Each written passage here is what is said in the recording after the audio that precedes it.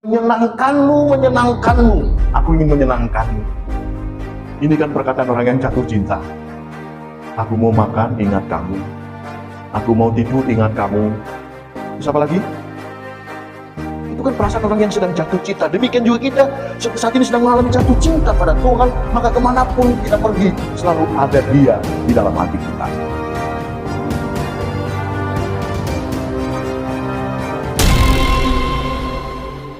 Salam saudara-saudara. Puji Tuhan, pada kesempatan hari ini kita bertemu kembali di dalam ibadah minggu, ibadah raya.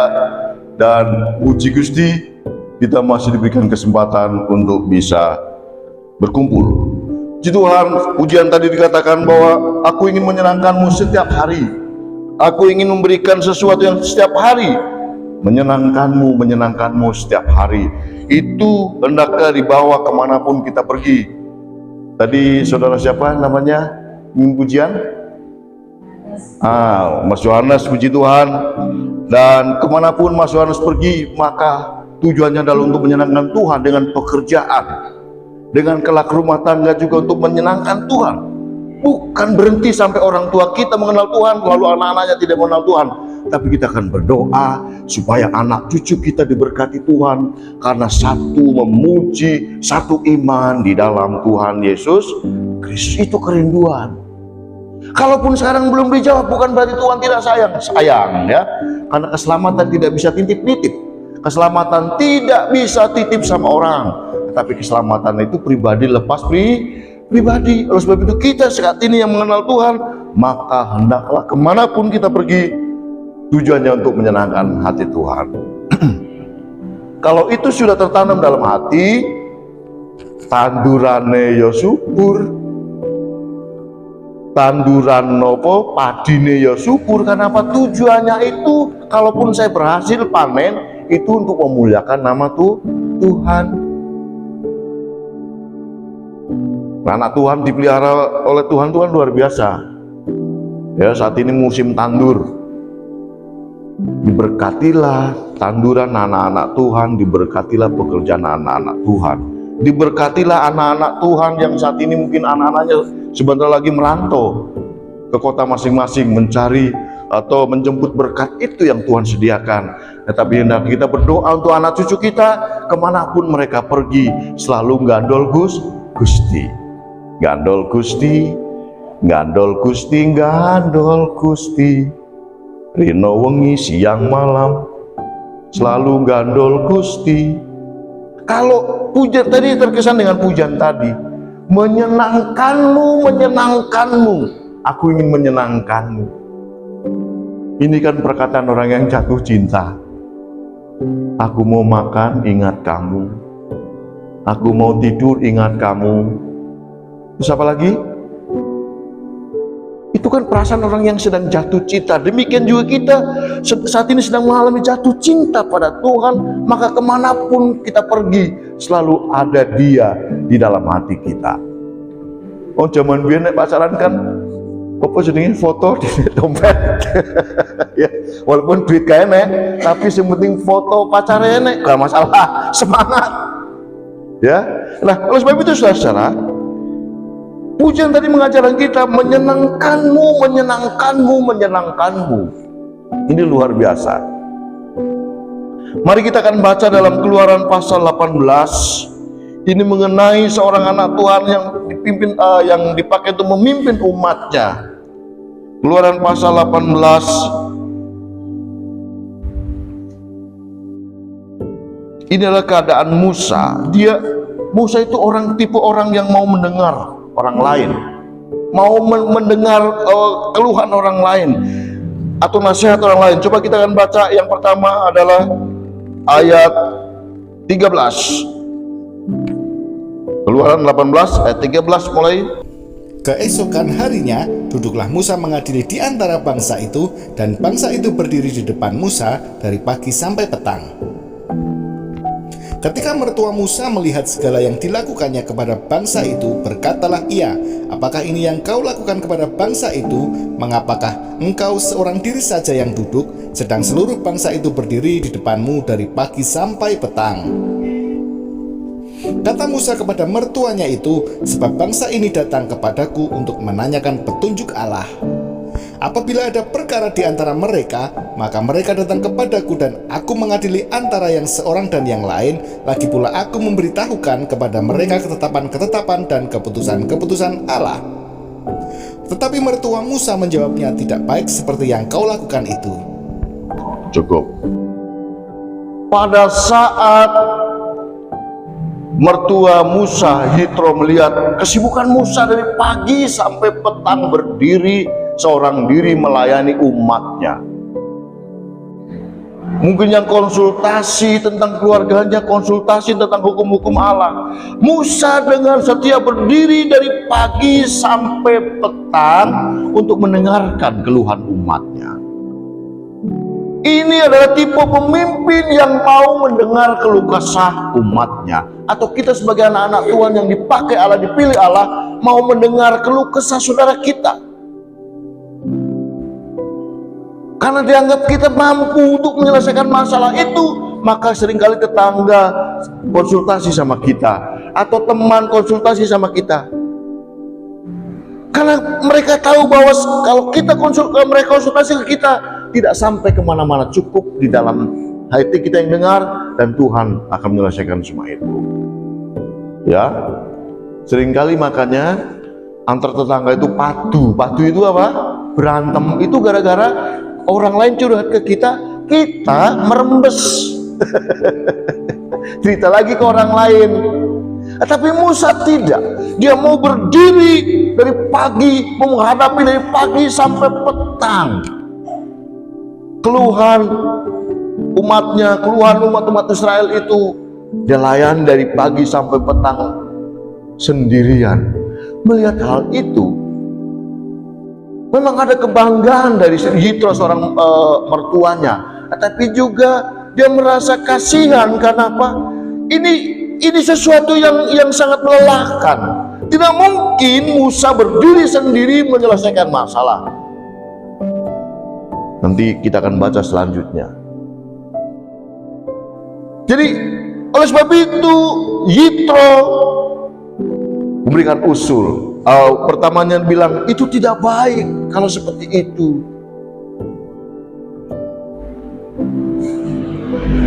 Seorang Musa menghadapi berbagai macam masalah, problem dari jemaat Israel. Dia tekun, dia mau mendengarkan. Itu satu sifat yang luar biasa. Seringkali kita kan mendengarkan cerita orang itu, alah kok ngono terus ya.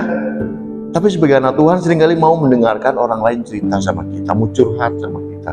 Tapi setelah orang lain curhat sama kita, sudah cukup sampai di kita, jangan sampai ke orang lain lagi.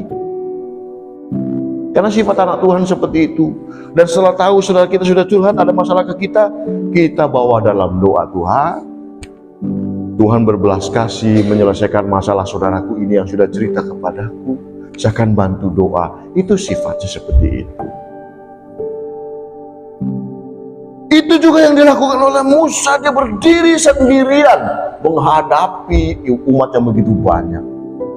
Bayangkan. Oleh sebab itu saudara, ini menggambarkan juga bahwa kita tidak bisa hidup sendiri, butuh orang lain untuk menyelesaikan masalah. Musa mungkin menganggap bahwa itu tugasku, saya akan selesaikan sendiri. Betul. Tapi itu menjadi tidak baik manakala itu menyita hidupnya, akhirnya dia sakit dan nanti akan terbengkalai urusan itu. Lalu baca selanjutnya ayat 17, mulai lagi 17. Tetapi mertua Musa menjawabnya, tidak baik seperti yang kau lakukan itu.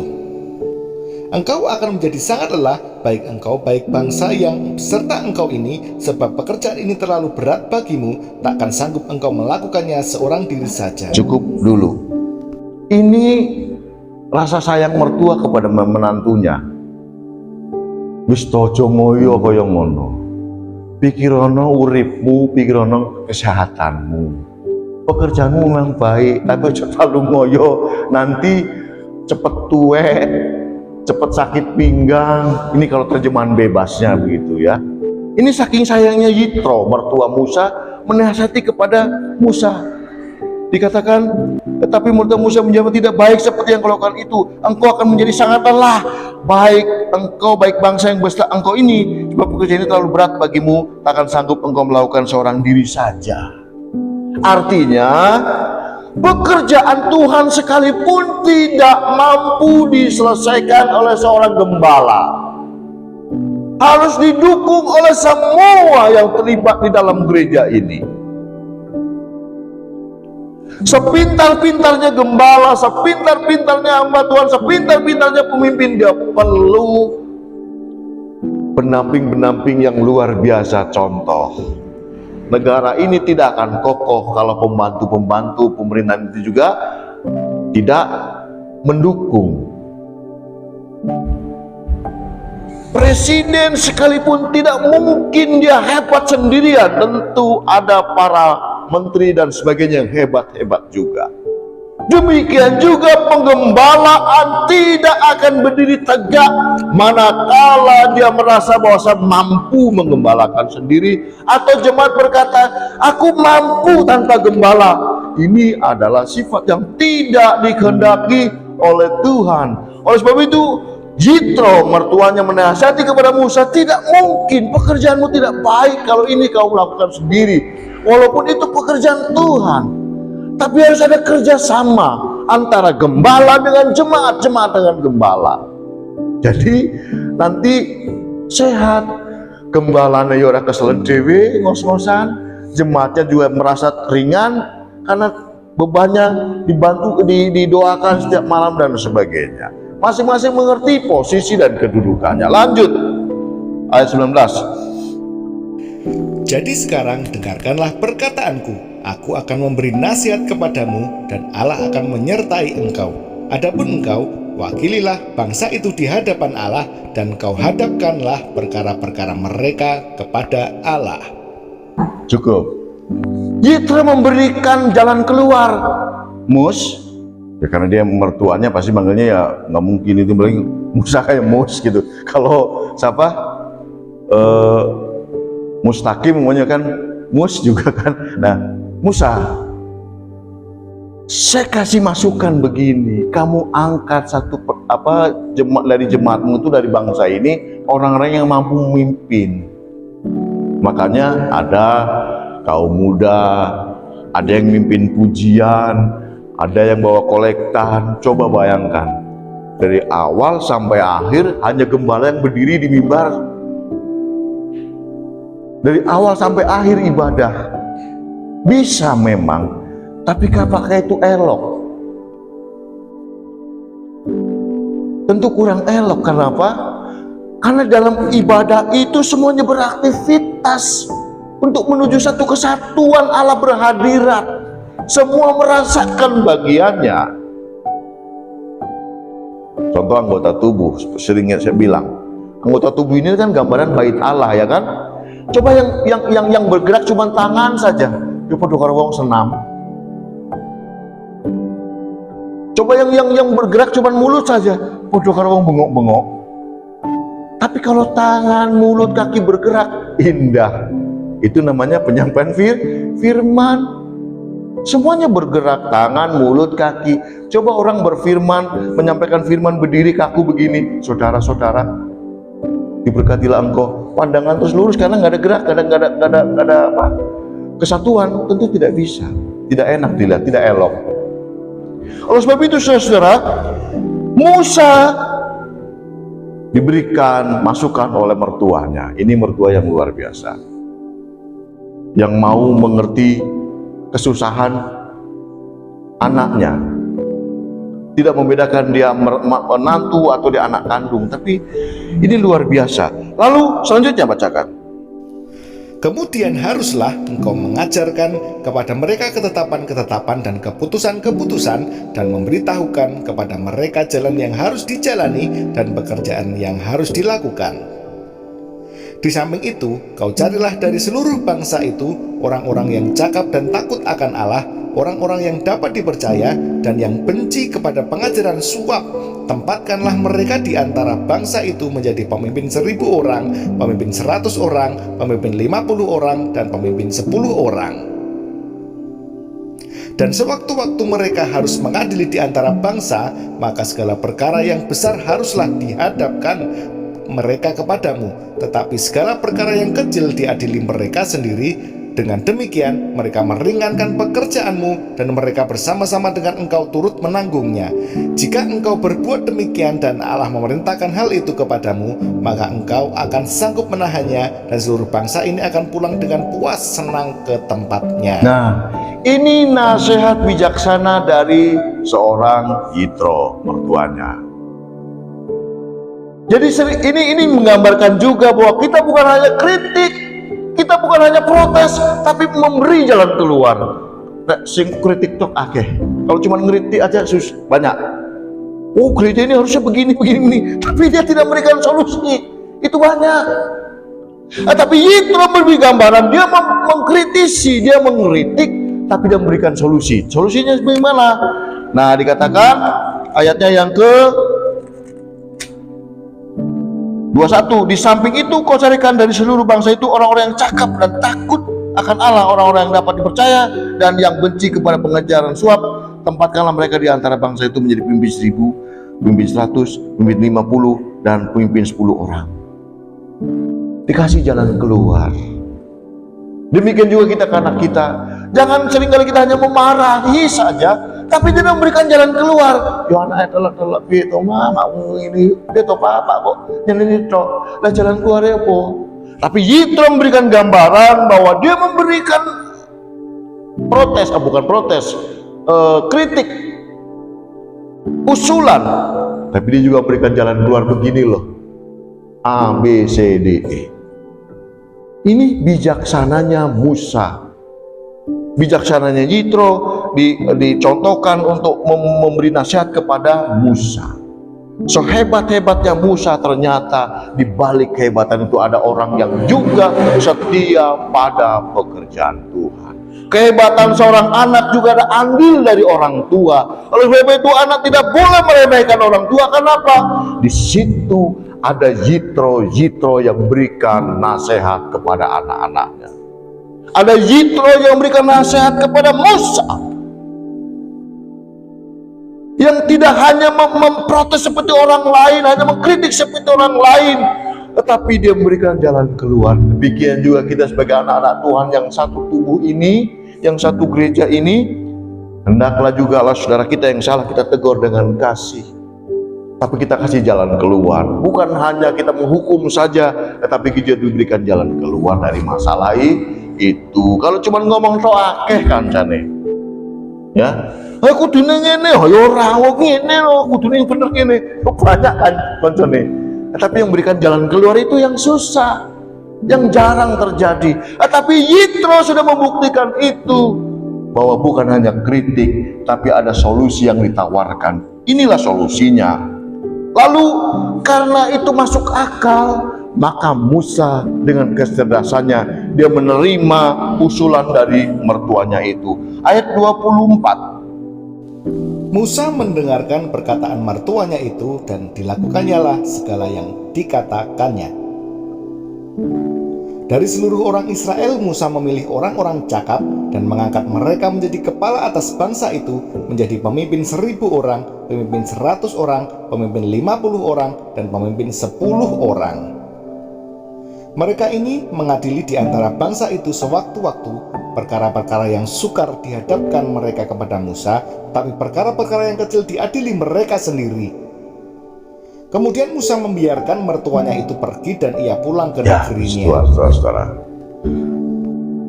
Musa bukan orang yang tipe orang yang egois, menganggap dirinya paling benar, tidak. Musa menggambarkan kepada kita bahwa kita boleh terbuka dengan siapapun, nasihat siapapun. Dengan hikmat yang Tuhan berikan, maka nasihat dari Yitro ini, masukan dari Yitro, dipakainya betul dan masuk akal. Jadi seringkali kita kan kalau dinasihatin orang, oh aku lebih ngerti, aku kan hafal Alkitab, hafal toh, tapi merenungkannya tidak, ya. Tapi Musa tidak, dia menggambarkan bahwa Siapa yang tidak kenal Musa dalam Alkitab ini? Tokoh yang besar, yang luar biasa. Tapi ternyata dia mau mendengarkan nasihat orang tua. Mendengarkan nasihat dari mertuanya. Ini gambaran bahwa sehebat-hebatnya anak muda, sehebat-hebatnya anak, tentu ada andil dari orang tua. Saya berharap pada kaum muda untuk senantiasa memperhatikan hidupnya dan memperhatikan masa depannya, tetap dengan takut sama Tuhan. Karena itulah yang digambarkan dalam Alkitab ini, bahwa kita boleh merasa hebat, tetapi juga jangan menutup kemungkinan orang lain untuk masuk memberikan nasihat untuk hidup kita, mengoreksi hidup kita. Di hadapan Tuhan kita sama. Oleh sebab itu, saudara-saudaraku yang kasih dalam nama Tuhan Yesus Kristus, dari kisah, dari bacaan yang kita baca ini, ada beberapa hal yang perlu kita ambil.